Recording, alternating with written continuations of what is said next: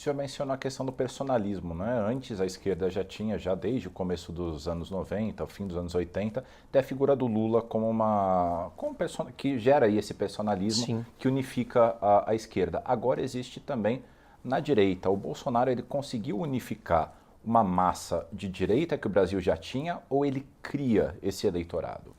Não, ele acaba surfando numa onda que o Brasil criou a partir de 2013 contra o PT, contra o governo de Dilma Rousseff, né? Primeiro com aquelas manifestações de junho, que não eram só pelos 20 centavos, começou com o PSOL dizendo que era pelos 20 centavos, né? Para quem lembra um pouco dessa história recente do Brasil, houve manifestações no centro de São Paulo contra o aumento de 20 centavos nas passagens de ônibus organizados por grupos ligados ao PSOL, que é o partido, né, os mais radicais na esquerda, e que depois tomaram uma proporção que a própria esquerda decidiu sair de campo e voltou sob a forma de black blocs, né, para tentar justamente desmobilizar as manifestações do povo brasileiro por menos incompetência, menos corrupção às vésperas de uma Copa do Mundo que aconteceria em 2014.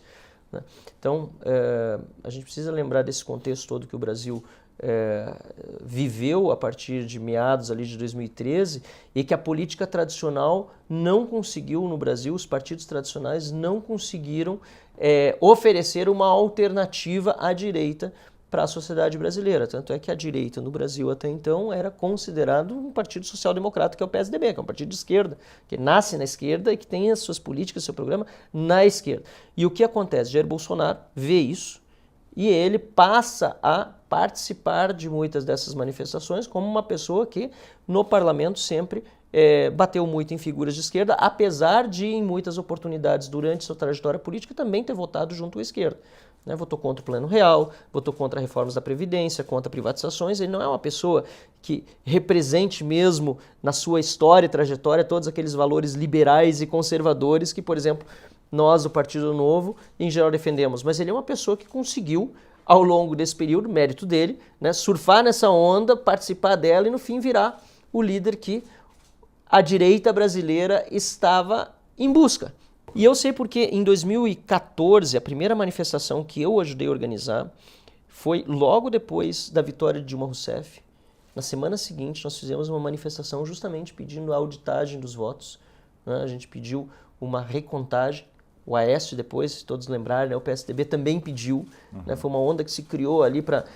que foi uma, no mínimo assim, curiosa a forma como aconteceu a apuração dos votos. E houve toda uma desconfiança em torno daquilo. E naquela manifestação ninguém falava de Jair Bolsonaro, nem na seguinte, nem na próxima, até 2015, março de 2015, quando começaram as primeiras manifestações maiores no Brasil. E aí já se começou a falar em impeachment de Dilma Rousseff, né? Não por muita gente, a discussão do impeachment forte mesmo foi se dando ao longo do ano até março de 2016, que foram as maiores manifestações do Brasil. Mas então, naquele período inicial das manifestações, Jair Bolsonaro começou a figurar como uma liderança política que era cobrada pela população. Alguém que não tivesse vinculação com esses partidos tradicionais, que não ofereceram alternativa, como eu disse até então, alguém que não estivesse usando dinheiro público na campanha, ele não usou fundão, não fez nada, que já era uma coisa lá no início que se falava bastante sobre a questão do dinheiro público. Hoje parece que não importou mais muito nessa eleição mais recente, né? Porque, de novo, né, o discurso se radicalizou demais, simplificou demais e a gente não está mais entrando tanto em propostas, em debates, está mais entre, né, ou você é de direita ou você é de esquerda, não tem meio termo nessa história.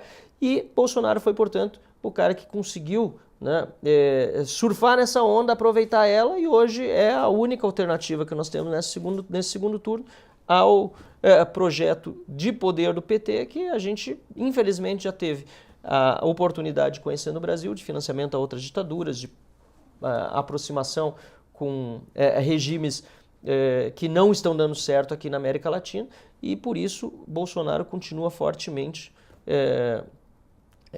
vinculado a essa ideia de um líder à direita. Né? Repito, não é o meu líder, não é o líder ideal, não é uma pessoa que eu considero assim como representativo das ideias e valores que nós do Novo defendemos, mas é aquilo que hoje o Brasil tem para contrapor outra liderança nefasta. E aí, concluindo minha resposta, que desculpa, está um pouco longa, mas está me perguntando sobre personalismo na política, o personalismo também está se movendo não tanto não apenas a favor de alguém, mas também contra alguém.